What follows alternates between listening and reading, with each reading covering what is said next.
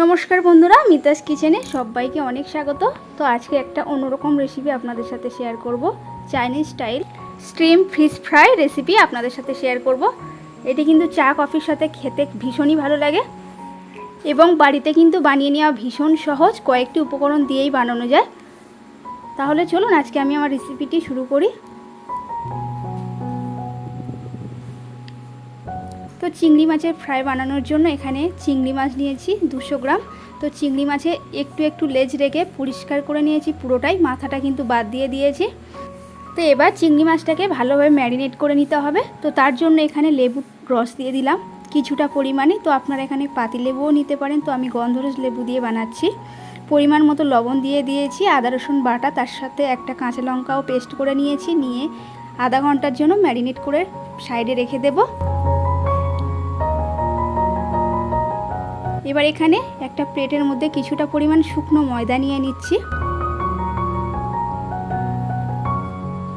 এখানে কর্নফ্লাওয়ারের ব্যবহার করছি না, শুকনো ময়দা দিয়েই বানাবো।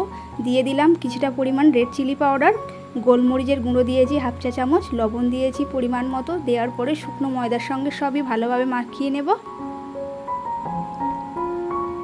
তো মাখিয়ে একটা সাইডে রেখে দিয়েছি। দেওয়ার পরে এখানে একটা ডিমও কিন্তু লাগবে, তো ডিমটাকে ফাটিয়ে নিলাম একটা বাটির মধ্যে।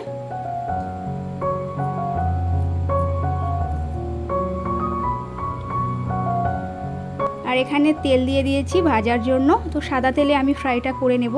আর যে চিংড়ি মাছটাকে ম্যারিনেট করে রেখে দিয়েছিলাম আধা ঘন্টা, সেই চিংড়ি মাছটাকে একটা করে ময়দার মধ্যে প্রথমে কোট করে নিতে হবে ভালো করে। নেওয়ার পরে ডিমের গোলায় চুবিয়ে তারপরে ব্রেড ক্রাম্বসের উপরে আর একবার কোটিং করে নিতে হবে। নিয়েই কিন্তু সরাসরি ভাজার জন্য চলে যাব। তো এখানে আরও একটা আপনাদের বানিয়ে দেখাচ্ছি সুবিধার জন্য।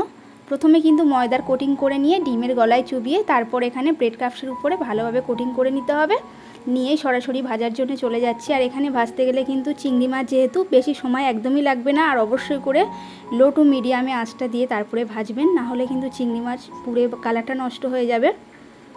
আর যেহেতু চিংড়ি মাছ একদমই কম সময়ে এটা হয়ে যায়, তো একটু উল্টে পাল্টে কালারটা শুধু লাল হলেই আমি নামিয়ে নেব।